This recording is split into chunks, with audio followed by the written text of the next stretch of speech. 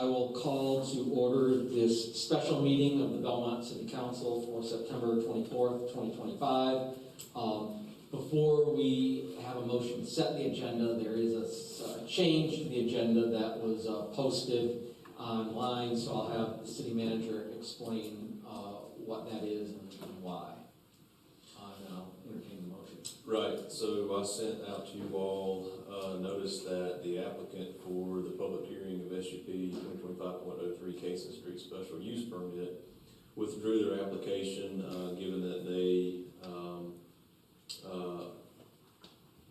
are a light industrial manufacturer rather than a heavy industrial manufacturer. So they sent that letter, notarized letter, and requested that it be removed. And so planning staff supported that decision, and we forwarded it to you all. So items C1 and C2 should be removed from the agenda.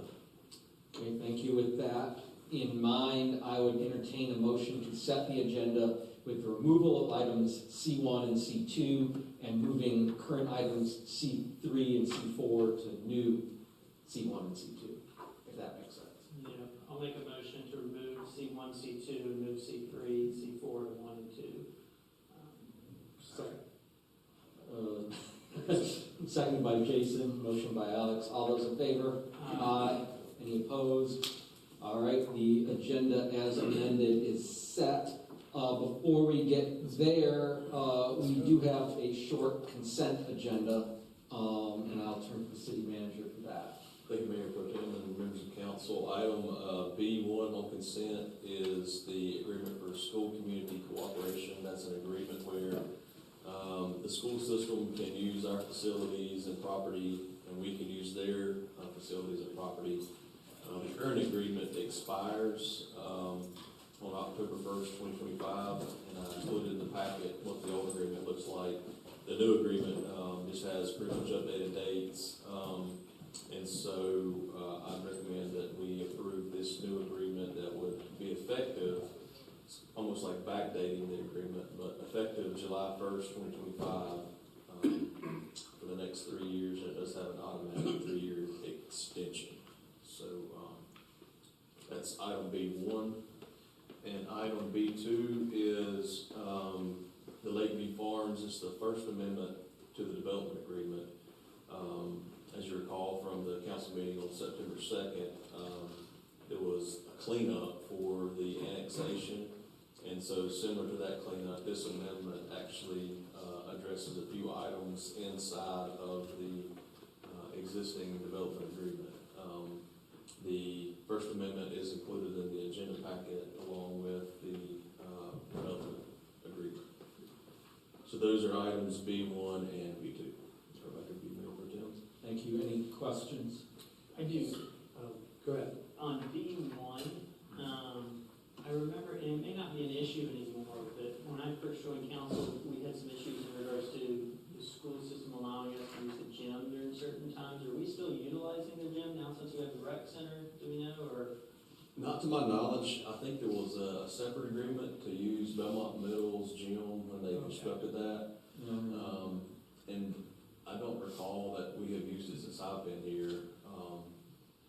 And I'm kind of looking around. I don't know if we need to use it now. I'll leave that up to the Parks and Rec director to determine that. But there is the process where if we needed to use the gym, we would go to the principal, I believe, in this case, and ask for permission to use it. And yeah, so that's how that's. Yeah, I guess if it's not an issue, I don't have any concerns. But Jim, do you recall what I was talking about? It's Yeah. a big issue about 4 or 3 years ago or something. I do remember that, and there were issues with that in terms of availability, or yes, Martha could probably speak better to that. I think she was on top of that. We had an agreement, and when we wanted to use it, it was declined by the county school, or the Gaston County schools when we needed to use it, and we were like, well, at the time, councils before paid, whatever for the middle school to be built, and it was part of that agreement, and then we weren't able to use the facilities, so I think it. I do recall that, but I think that. But it's not an issue then. Rendered moot by the opening of the record. That's what I thought. I just didn't know if we had any overflow or anything like that. We did, I believe, talk about if we had the use of the city rec, and there was like an event taking place where we had like a tournament or such, and we needed to use another facility, we could still go there and use that, but I don't think there's been a need here recently to do that. But Okay. even if we had the old agreement, I think this agreement here, kind of addresses that. You know, you go to those people that, have permission to grant you access to facilities and. Okay. Yeah, if it's not an issue, then I don't have any concerns. I just remember, that was the only thing that stuck out to me when I looked through it, because I recall this. Well, that might be a subject for another day. The many promised tournaments that were going to take place at the rec center, and I believe we've had a grand total of one since. Yeah, I think I have to workshop item that needs to. Yes, and it might have been snowed out or something, but in any event. Yeah, so, yeah. Any other questions on that specific agreement? Just I- a quick Yeah. confirmation on B2. Yes, yes. So the amendments to the development agreement are really just to reflect the new dates on the annexation ordinance that was approved? Yes, 2 dates. Okay. No other, Two dates, annexation and the outside closing date. okay. But still just the dates? Yes, 2 dates, and it's just to match up with what they are, what they're agreeing to. Gotcha. On that one, do we have any update, I guess, again, it's not particularly from the city's perspective, but if I recall correctly, when this was originally brought to council, there was a renegotiation between the developer and the family, is that, They're back on. they're back on? Yeah. Have they closed? No, Okay. But they haven't, I guess, a verbal, at least, they got a written, receipt? they're under contract. Good question. So again, just to reiterate, none of the conditions or obligations of the developer with respect to some of their commitments to infrastructure and traffic and improvements are changed. We've just No changed change. those 2 dates as a result of the re-annexation. Mhm. Okay. All right. If there are no further questions, I'll entertain a motion to approve the consent agenda. Motion to approve the consent agenda. Second. Motion by Alex, seconded by Charlie. All those in favor? Aye. Any opposed? The consent agenda is adopted. Very good. So that brings us to new item C1, which is former City Hall renovation project update. We're just going to introduce, well, maybe it would be good to introduce a little bit because we've got 2 items here this afternoon. They're for information only. Maybe you could sort of preface what's going on with sort of what we're going to ultimately do with this information, Miles, and when. Right, so, per council direction, we have engaged Health Design, and Tim Johnson, Raleigh Klein will be presenting both topics for the old City Hall and the Ford Center.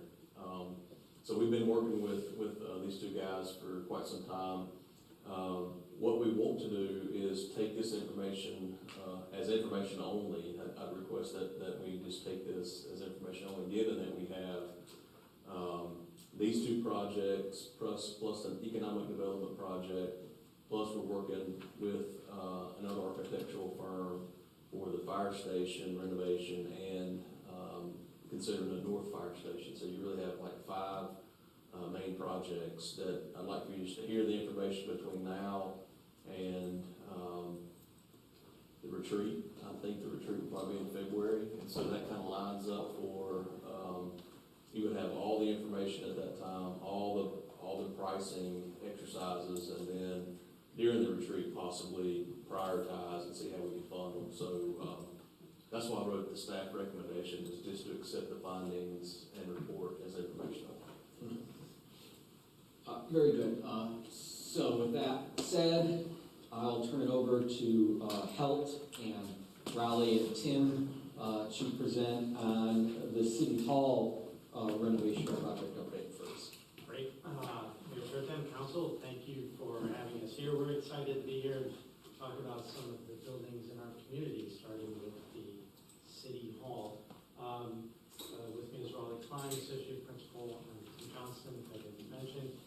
We're going to tag team the presentations so that you all don't start nodding off. Maybe there's different presenters that occasionally will stay excited.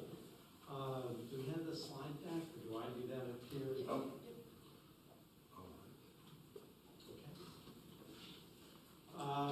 So just to recap, the primary one was, can council chambers return to this great historic building on Main Street? If it can, what does that mean? What does that look like? What kind of seating capacity can we fit in that building? And can we add, this building's on Main Street, as we know, can we add flexibility to the building? Can we make it somehow more multi-purpose? To put it in meaningful usefulness to the community. There's also a basement in this building, and we were asked, well, can we activate that basement? It's about 2,900 square feet or so down there. Can we make that more useful? Right now, it's dusty and storage. Oh yes, and then of course, ultimately, how much does that cost? These are slides that you all may remember from quite some time ago. This is our sort of initial thought on how restrooms might be added to the building, that if we opened up the floor plan, how much more seating we could get, and then opportunity for expansion, a courtyard to plan north in this image. And if we're going to activate the basement, we have to have two ways out of the basement to the outside, and so we need two stairs.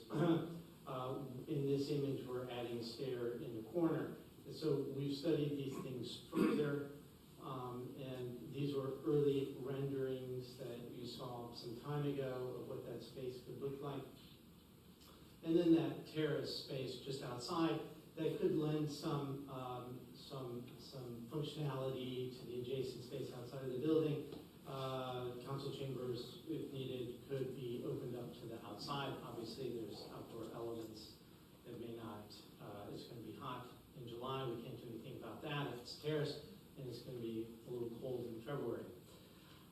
So with that, I'm going to let Wally talk about some of the research we've done for the building and some of the history behind it. So we dug into the history of this building. If you don't know, this building was actually a federal prototype building. If you were a small town in the 1930s city, you wrote to the federal postmaster of the country, and he sent you these plans to build yourself a post office. So this building type exists in many places in many cities around our country. It's actually quite interesting. But it sends you, it was a main large workroom, and of note, back when electric lighting was not as good as it is now, there was a large clerestory window which cast light, natural daylight down into that workroom. That's you're gonna see that coming up here in a minute. So it was a main lobby with the postmaster's office in the lower right. Those still exist today. The lower level basement was all just storage, boiler room, but it exists pretty much, was built this way. And this was the typical elevation that came with it. The U.S. Post Office with a cupola, front elevation, the nice entry, rear elevation, and again, this is what you got, this is what sent you, and most cities have built this in numerous different places. Cutting through the building, you can see that large clerestory window that it directed light down into that large workroom. That structure still exists there. That window was removed, but that vertical wall still exists above the window that could be restored to bring natural light into the new council chambers. And the lower level as well. With some windows, you can see trying to bring some daylight in that lower level. So yeah, we found many other buildings in Arlington, Texas. They're using it as a bank. In South Carolina, somebody's using it as kind of a tobacco and convenience store. I'm sure there's That's on market for South Carolina. What's interesting is, see, there's light well to try to bring light to that lower level windows. In Missouri, they're using it as a museum, I believe, a small museum, but they have an exterior stair that takes you down to their lower level.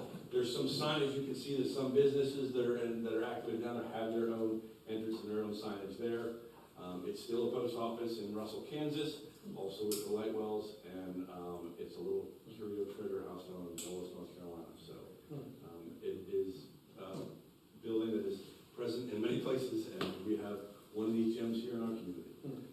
So the question, of course, is can this be returned to a modern council chambers, and how big would that be in relation to currently what the old building and what we are in now? The old chambers is quite small. It is only about 550 square feet. It's about 24 seats in that space. An occupancy capacity of that is like a 1 per 15 square feet occupancy, you're only about 37 occupants in that existing small chamber. The current room that we are in right now has the seating that we have counted as about 72, about 2,400 square feet, and occupancy, you could max it out about 160 with standing room. And actually, if you did the standing room, it'd be almost double that. So the new chamber, if you were to open up the walls within the existing footprint, adding the modern restrooms where you see the men and the women there, that chamber would be actually 3,300, about 3,300 square feet. So bigger than this one, we're in at 2,400 square feet. And the seating we have shown in there, about 125 seats. So you can get quite a healthy council chamber in that new space. If you were to add the terrace as well for seating, you'd add another 50 seats. We'll look at an option, you'll see later on where we contemplate enclosing that, and you can capture and have a seating, 175 seats for a full wide open chamber. Just out of curiosity, laying it over the current chamber we are in right now, laying over that existing building and the bit of terrace, you can see kind of the council chambers and the comparison of them. These are some interior, simply black and white lined views. If the walls were taken out and it was set up such that you would be looking towards the desk, the dais, that is the mural that exists over top of the postmaster's office that is currently in there. That is an historic mural that has to be maintained. Your Chronicles South Fork Boys, that image, so that would remain. And then here is the view that would look towards what would be the dais where you all are sitting now with different AV options and all behind you. We did investigate activating that basement as a viable, usable, leasable office space primarily. Again, as Tim said, the primary thought originally was that we would take the stair, we had to have to add a second stair, and we should add it within the footprint of the building. After doing some research and seeing that folks had added the stair from outside, that seemed to make more sense. If you go from first floor to lower level, you have to go the whole distance. Well, if we go from grade outside, we're already about half a dozen to 8 stairs down. So we decided to add a stair on the outside. We would give a direct entry to potentially another tenant who could be open at different hours other than the upstairs. So this would achieve the two stairways, 2 means of egress. We would add a restroom at this lower level and do our best to bring in natural light by adding windows that are along the front wall, and then digging some deeper light wells along the lower wall there to try to bring in as much daylight as we can. You'll see that in some future images.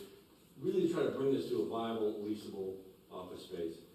From the front, this is how it would look if you would approach the front door of the existing building. Instead, to the right, there would be a stairway that would take you right down to a direct entry door, covered terrace off to the right. It's a basement, but we could do our very best to dress it up to make it a viable space. The deck of the concrete floor above is about 9 feet. The columns that drop, the beams that drop down between the columns bring it down about another feet. We'd have to add lighting and ductwork.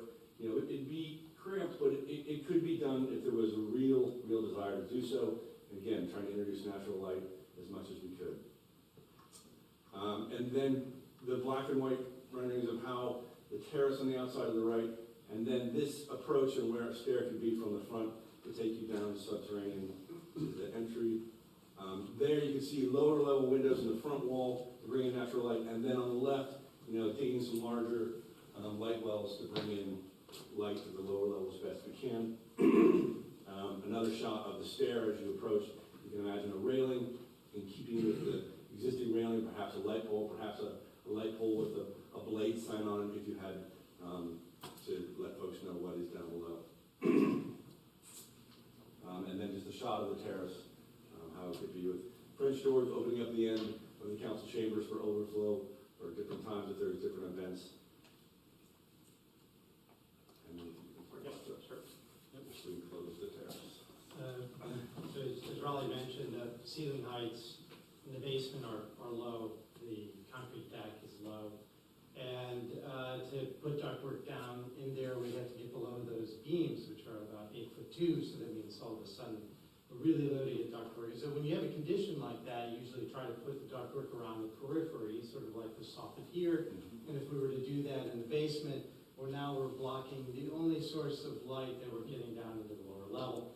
So we asked ourselves, we're trying awful hard to make nice space down in the basement. What if we enclose the terrace on the outside? Would we lend more flexibility, multi-purpose usefulness to the first floor rather than upfitting the basement? What would that look like? And so if we're to enclose the terrace, it would be there. We have in light blue about 1,400 square feet. We've maintained a small patio entry area just adjacent to that. And then, of course, the council chambers doesn't really change in this version, but you can imagine a large accordion door, nice doors that could open up and fold into pockets so that the chambers could be further expanded if you had really large events. You could also imagine maybe that space being used as office space when you're not having large chamber events. And you can imagine different things happening perhaps in the chamber, different times, and of course, office or something else, some other use happening where we have enclosed terrace mode. So doing so, I think Riley mentioned earlier, we're at about 50 seats. Can you elaborate just a bit on how adding the enclosed terrace helps address the ductwork issues that you were addressing?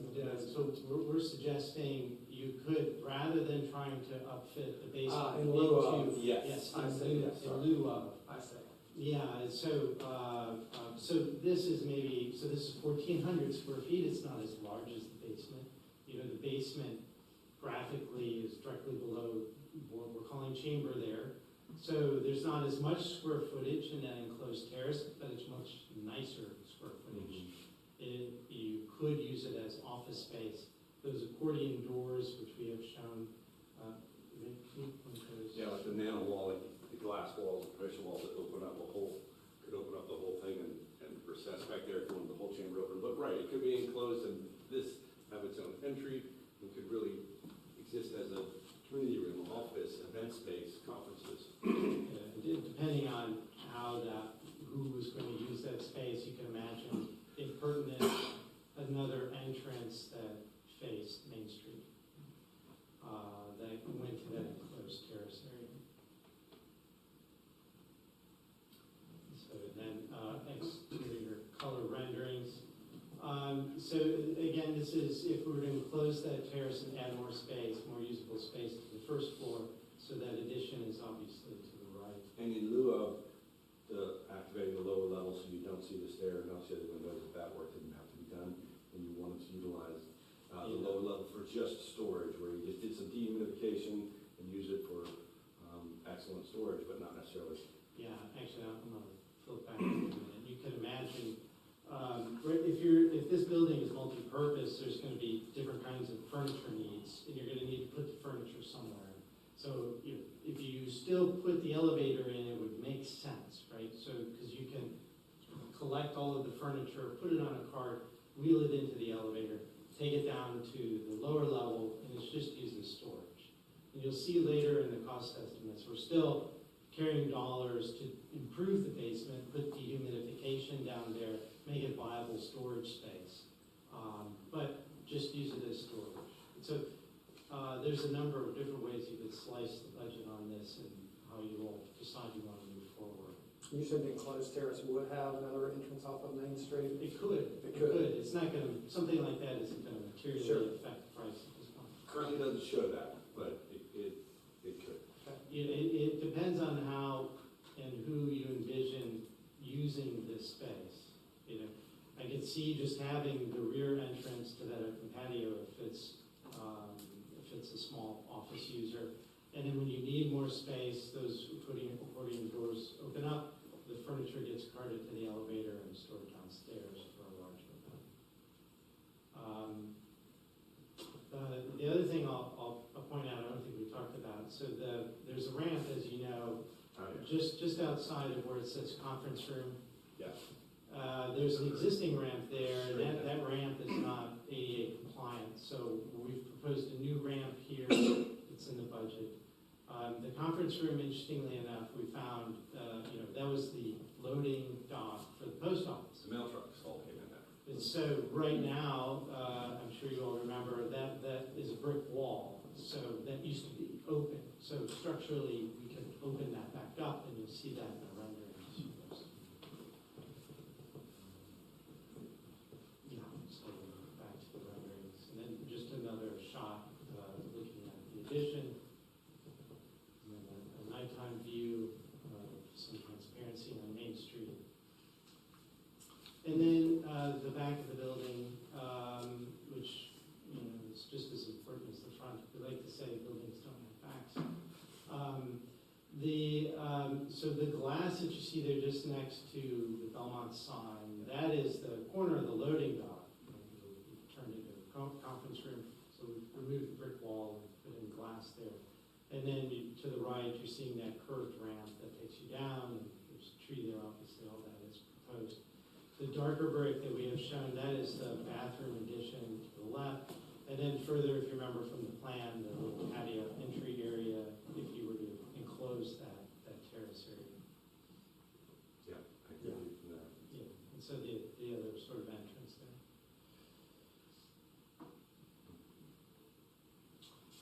And then interior color renderings, and these are, again, if you were to add on the first floor and enclose that terrace concept, this is what that space can be like on the inside.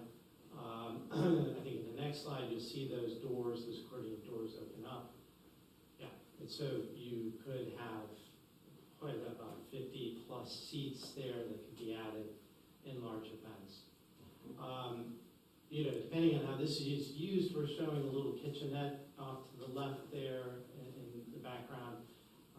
So you do have some flexibility with the space.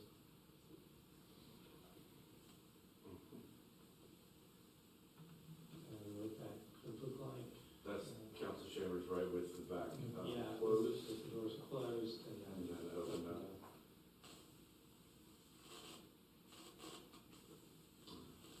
And then the numbers. So if we just start at the top, the basement upfit, which was the original sort of ask of us, can we activate the basement? That carries a cost of about $650K as estimated by Swinnerton. They put the numbers together, actually 20 pages of numbers that we had to decipher with them just yesterday.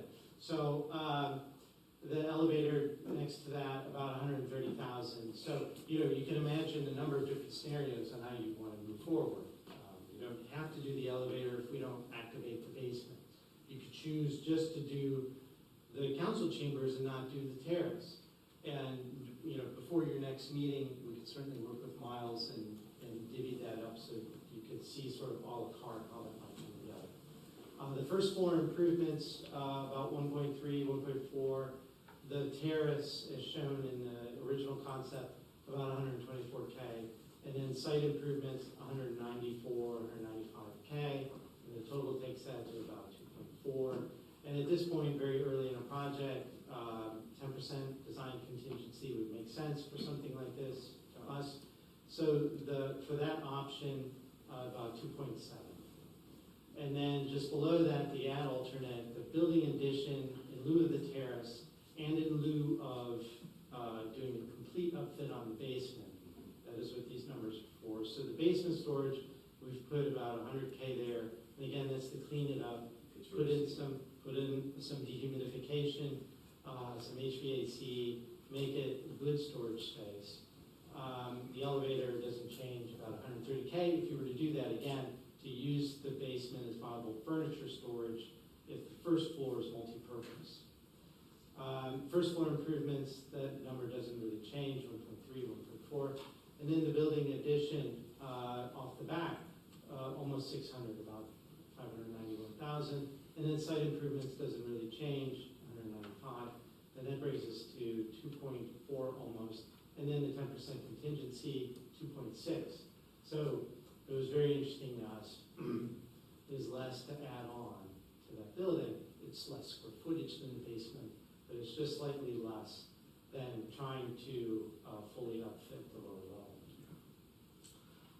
So then furniture, fixtures, and equipment further below, that number can vary quite a bit. We would need to work with staff on trying to nail that down? Do you try to reuse some of the sound equipment that you're using here? Is it all new? Are we getting all new furniture? We're trying to reuse some of this. So we put in a budgetary number of 345K.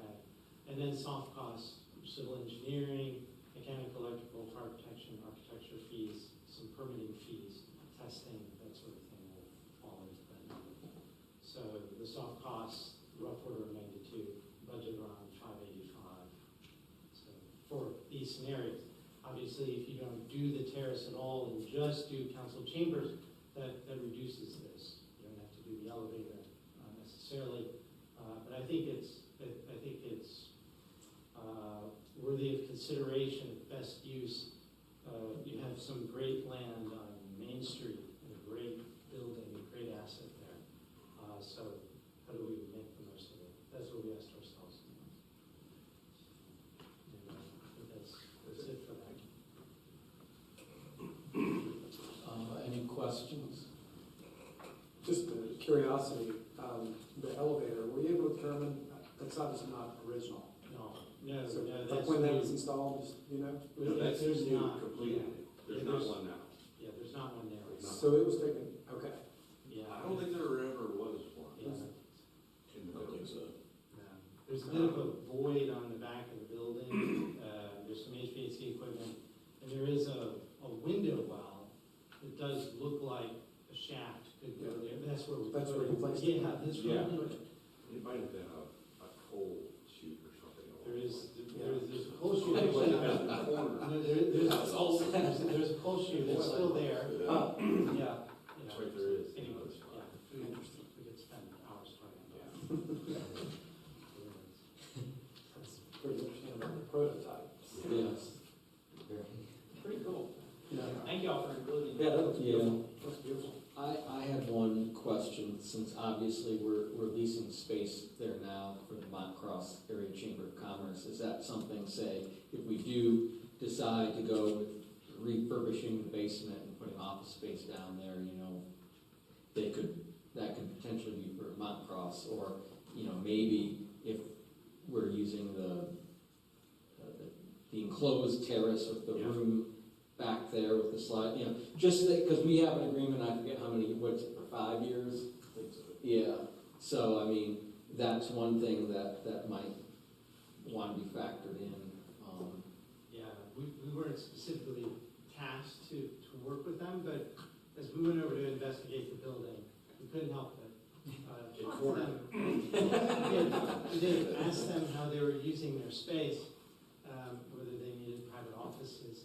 And it's my understanding that they don't. They can have an open space with some flexible seating. So I think the basement or this addition on the main level, either one could work for them. The basement would actually be very big for them, from what I understand. It's safe to say, once you added the HVAC in there, you're probably talking about less than 7 feet of clearance, it sounds like. Wherever the ductwork ran. Yeah. The HVAC would take some creative solutions. You know, sometimes you can use mini splits. So the challenge with mini splits, I like that's mini split. You still, in today's code, have to be able to get fresh air in. And these don't always allow for that. You still have to get fresh air in somehow from the outside of the building. So they do make cassette heads that go in ceilings like this that hang down, but you still have to find ways to get fresh air into the building. So yeah, the ductwork would be a challenge. I don't think it's insurmountable. I just the basement would not be as nice as space on the first floor. Right. All right, well, I just want to make sure, since we do have that lease in place, that we didn't forget Macross, that they might, you know, be somewhere in the new facilities redesign. Now, I could envision them having and using this space right here with their own little patio entrance to that back parking lot. They would probably love that. It's a good point, and I think this existing council said, you know, there's a desire to keep them in Belmont, if they so choose to stay in Belmont as well, so I do think that's important to call out. Anything further on City Hall renovation? You guys did a phenomenal job. Yes, beautiful. This is awesome. Yeah. Yeah. And Miles, I guess from our understanding, just to recap, review this at the retreat, I guess, during kind of budgetary to understand potential funding and obviously prioritizations of projects. Is That's that- correct, because we'll have 5 projects at that time, so, Well, 5 big ticket projects, obviously. at least probably more than that, but Multiple 5, others, yeah. 5 building projects. Yeah. Yeah. All right.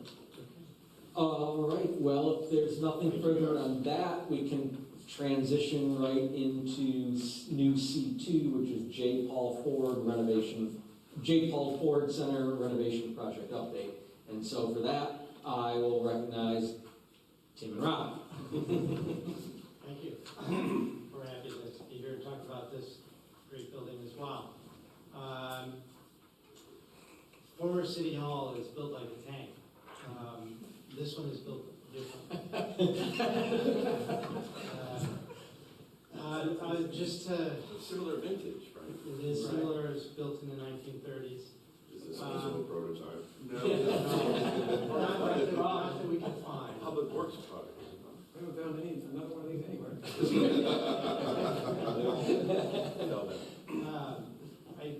From my understanding, Council Chambers was located in this building at one time, but I don't know all the details of the history behind this one. So to recap the objectives here, we were asked what kind of shape is the building in, look at the existing building envelope, analyze the MEP systems and the structural integrity of the building. For areas- MEP, for those of us who are, mechanical, electrical, and plumbing systems.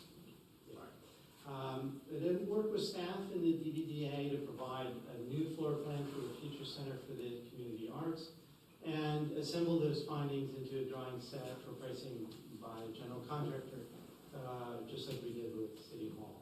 So, site and building conditions. So, as you know, this building sits adjacent to the historic rail line where the future trolley will run. To access the parking, there's a one-way traffic pattern. You enter on the west side to get to the parking in the back. And there's really a tight squeeze there between the building, and we don't have a survey, but from what we could gather online, we are very, very close to the property line there as we pass through. If not over. I got one, we're over, you're over. That adjacent property, is it, there's a corner right in the middle of the drive. Is it? They're willing to straighten, they were anxious to straighten that out at some point, but it hasn't been done yet. Okay. And then obviously you exit the parking on the east side. So as mentioned, that creates really a tight squeeze there at the property line. There's there's 3 really big, beautiful trees out in front of the building, but as you know, those roots tend to grow up and lift sidewalks and create trip hazards, and that's an issue. The asphalt in the back, the parking area is deteriorating quite badly. It sort of transitions to gravel. There's gravel, as mentioned, just behind that. And then there's a sort of makeshift retaining wall holding up that stuff. It's doing an okay job at the moment. The entrance to the building, as you all know, is there at number 7. And then we have an accessible ADA ramp on the east side of the building. So then some photos of these conditions. This is the west drive aisle, and even here, out close to the road, you can see the asphalt's not in the best of shape, and the tight squeeze as we head back to the parking area. That is the left column of the porch. There's some settlement there. There's a helical pier that can be added below that footing to prop it up. It's not a... what would be the difference between a helical pier and any other type of pier? Helical pier is commonly used to lift things like this. I don't In repair. Yeah. Oh, Helical pier is something that you come from the outside and attach and help lift up existing structure. I see. It sort of looks like a big corkscrew. Yeah. They screw it in until they hit resistance, and then jack up, support the footing underneath it, and then pour concrete into that corkscrew void. There's some superficial brick damage there on the side of the building as we drive back behind. It's not a big deal, but it's just evidence that the squeeze there is really tight. And then the deteriorating asphalt, as I mentioned, and then the gravel to the right. If you walk along the tracks there and look back up at the building, there's a good bit of elevation change there. And then that yellow rectangle, if you go back and peer into that area, you find these old concrete barricades holding up some earth. That was interesting. And then photos of the uneven sidewalk. And then the entrance to the building, the steps, the concrete there is deteriorated. And it's actually, they're not very even. You can actually see them in that photograph. So it's a bit of a trip hazard there. And they're obviously not in the best condition. There's some settlement there at that entrance. Again, not a big deal to the integrity of the building, but that should be replaced. The accessible ramp on the side, it actually is accessible, but we would recommend replacing the railing and doing a little bit of sprucing up of the ramp, but I think the structure can stay there for that. In this slide, there's a small basement, definitely not worth trying to occupy. It's small, dark, damp. So the photo on the left is a steel window, and that's what I believe the rest of this building had up on the main level, and at some point those were replaced. This slide is interesting because while that's at the basement, you can see that there's been a lot of moisture that's come in at the bottom of that window, and that white that you see below the window is efflorescence, and again, it's just evidence of moisture coming through. And then the slide, and I'll talk more about that in a minute, and then the slide to the right, that window has just been bricked up, obviously. That's the entrance to the basement. There is a drain at the bottom of that area, but it's clogged right now, so you're getting water in that lower level. Structural assessment. So unlike the City Hall, the envelope of that building is load-bearing masonry and steel. And you could see the steel frame in some of the old photographs that are still inside that building. This building has a brick foundation, a brick veneer, but it's wood frame other than that. Then there are wood trusses. We were not able to get up in the attic, but it's the only thing that could be up in the attic for the roof, those wood trusses. So you saw the basement window in the previous slide. And if you look at the slide on the right, you can see the color of the drywall is different. You can actually see the studs behind the drywall. Right, and there's sort of, it looks like dirt or something adjacent to that. Yeah, there's the studs. Yeah, and so I believe that at some point those old steel windows that were in this building were probably leaking quite badly. This was built back before drywall was really used, and so they used tongue and groove plank on the inside of the building. That was the original finish on the inside. Those planks, I believe, rotted out below those steel windows, and then moisture continued on down and then rotted out some of the sill band in at least 3 locations, we think. And so this was kind of concerning. At this point, when we were out there, we were afraid that the entire building was going to be like this. Preston Wilson with Bauer Traus went out and with permission from city staff, we made some larger openings which showed the tongue and groove on the interior. That's those greenish Still planks. left. Yeah. Where it's not windows, there's still the boards. Yeah. They luckily only removed all the boards where the windows were. Yeah.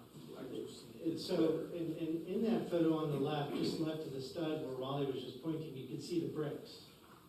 You can see all the way through to the So outside. the wood, so back when they built this, they didn't always put exterior sheathing on the building, so like we do today with OSB. OSB wasn't around back then, and they used, if they had enough money, again, this was in the 30s, they would use diagonal planking. So Preston, as he opened up more of the building, we did find it. So where we don't have windows, we still have exterior structural sheathing, which is good. He also found, it's hard to see in this photo, but there is asphalt, black paper, which I'm sure you've seen before. for, on the outside of that. So there's some moisture protection. So today, when we build buildings with brick veneer, we have to put up a vapor barrier or moisture barrier because brick is not waterproof. Wind-driven rains and moisture in general, moisture tries to seek equilibrium between inside and outside. So we have to try to control that. And we do that with modern materials that are available today, but were not available back then. Fortunately, tar paper was pretty good, and it's still there, which is good for the rest of the building. So as he went around the crawl space, he felt strongly that there were 3 locations where the rot was quite bad, as opposed to the entire sill beam around the building, which was our initial concern. All of this went into. I'm talking about the site for just a minute again. So to zoom back out, we would suggest some changes. So these things are in the budgetary numbers. They don't have to be executed like this. They could be executed differently. But to improve the parking lot and to get rid of the tight squeeze on the west side of the building, we would suggest going to two-way traffic on the east side, there closer to the rail line.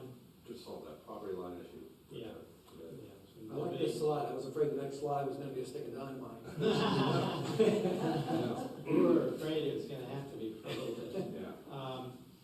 Redo the sidewalks on the site, new parking pavement out to East Woodrow, new retaining wall, as opposed to the shit. Yes. Probably very good. Replace the steps and railings at the entrance in the back. Replace the railings at the ADA ramp. I couldn't help but notice there's opportunity for a trolley stop here. You have public parking adjacent to that. So that's not in the budget. We just saw it as an opportunity. We mentioned it to staff, and they suggest leaving that in here for you all to think about. We worked, as mentioned in the beginning, with the DVDA and the arts programming effort to create the community arts building. Yeah, and so we worked with them to adjust the floor plan. They had very strong ideas. Initially, we suggested a few changes to help with cost on HVAC without changing the intent of the building and how they intend to use it. So there's a large classroom space with flexible seating, a mobile partition that would allow them to separate that open space into smaller areas. And I think that was the biggest difference between their initial plan and what we've suggested. As soon as you start putting different smaller classrooms in that large open space, the HVAC starts getting more complex. So if we have one open space with flexible movable partitions, we can achieve the same goals with a little less cost. New ADA compliant restrooms in the building. The kiln, I believe they're getting a kiln donated, but we would need to encapsulate that space with a 2-hour rating all the way around, ceiling, floor, walls. And then we have utilities things, actually the existing restrooms, or there's a pair of existing restrooms where that number 5, there's 2 where that number 5 is. It just shows you how small they used to be back in the day. Replace the exterior doors at both entrances and infill that there's an opening there where number 7 just popped up.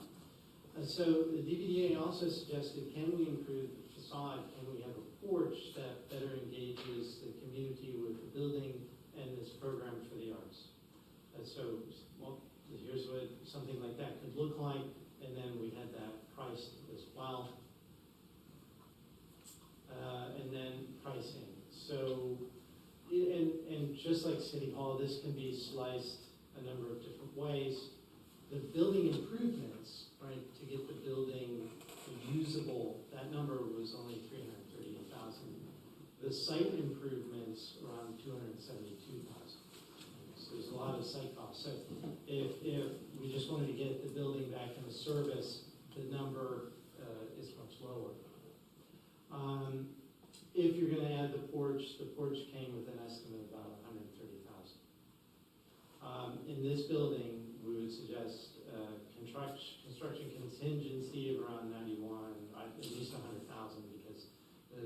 problem with these old buildings is just like the sill beam that we're hopeful is going to be bad. In 3 locations, we may find more as they're down there. And so that lead to unforeseen costs. Without the porch, 700 to 732K, with contingency with the porch, 862K.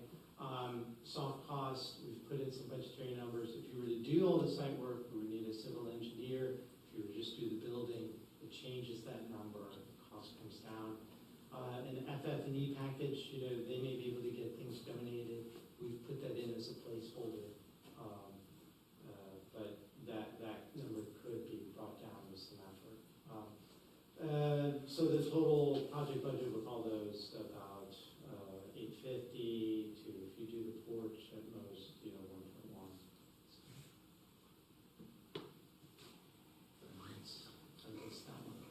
There was a lot of conversation, we just didn't know, but do we know, is there any like asbestos or? Yes, actually, so we had asbestos testing done. So there's asbestos in the black mastic, so the floors in that building were wood, tongue and groove originally, and then in time, the next asbestos tile came out and there was a black mastic that went down. The tile is not asbestos, but the mastic is a black mastic underneath it. It is there. But to remediate that, as long as we don't disturb it, it can be left in place. And it's not disturbed currently from? No, from what it is. all of that? No, it's not disturbed. There's a sink that I think had some either caulk or some sort of tape that they found asbestos on. It was very minor. There's a little bit of tape in the crawl space that had some asbestos. Again, that was very minor. I think the budget to remove the tape and the other minor items was like $2,200. If you're going to take the mastic out, which we did not include in these numbers, it's about $22,000. So, You guys are doing these renovations, I mean, is it common just to try to keep it non-disturbed and then just build around it, or yeah, is there a push to have it removed completely? it depends on the situation. So we've seen buildings with concrete slabs that have asbestos tile on the first floor, and older buildings didn't have vapor barriers between the concrete slab and the earth. So vapor has a tendency to push up through concrete. And so if you have, doesn't matter what the tile is, it can start to bubble. But if it's asbestos tile, then you would want to take it out. If it's bubbled, it's hard to go over that and have a reasonable floor. But it is common to lead paint by code. In a daycare, for example, you're allowed to paint over. You don't have to remediate. You don't have to remove. That's an acceptable method of concealing the lead paint. And the same thing is true for asbestos. As long as we're concealing it and not exposing it and not making it friable, it doesn't have to be remediated. But in this building, there was conversation back and forth with Preston because we felt strongly that some of it was going to have to be removed in order to replace the rotted sill beam. And he feels like if it were his team anyways, they wouldn't have to do that. They could replace it from below. And so, but even then, so let's say you had to remove it 3 locations where the sill beam is rotted, you would have to do localized remediation for those areas. We would only have to carefully take out where they're taking that floor assembly out to replace the beam. So, can certainly, code is minimum, we would certainly do more. The other areas, the small areas, that should be taken out, but it's not a big deal. They'll have to do that when they remove that sink that I mentioned. The tape in the crawl space literally looks like masking tape on the underside of the joist, but that will have to be taken out. But again, the cost for that was very low. I was just curious, Yeah. I wasn't familiar with that. Any other questions? How did you find the condition of the roof, both here as well as at City Hall? And especially the chimneys over there, I think at City Hall are kind of in disrepair a bit. Here, the shingles look like they were replaced not too long ago. They didn't look old. So, and in fact, actually, when we put the porch concept on the building, we were careful not to, we wanted to make sure we were going to have to replace all the shingles for the porch on. And so that we feel like the addition we showed you all for that would allow that to happen. So from the outside, the roof looks really good. And in fact, The brick veneer around that building looks good, there's no stair step cracking. There is an interesting repair on the back of the building. I don't know what happened there, but we don't see any, the only place that we saw some settlement, some odd things happening was at that column that we showed you. The roof looked to be in good condition. City Hall. Yeah, and City Hall, so we flew a drone up around. There's no water intrusion, there's no leakage. I don't know if we hired an actual roofer to go poke around at all the valleys or the connections where the chimneys met the different assemblies, but it's a slate roof, right? And A that's portion of it is, so yeah, a Yeah. portion of it's slate, and then the flat area looks like the TPO roof. Yeah. I don't know when the city is last had those repaired or looked at, but, I mean, the TPO membrane usually they get dirty over time and they start to, you can just tell by the amount of dirt, that one, it doesn't even look that dirty.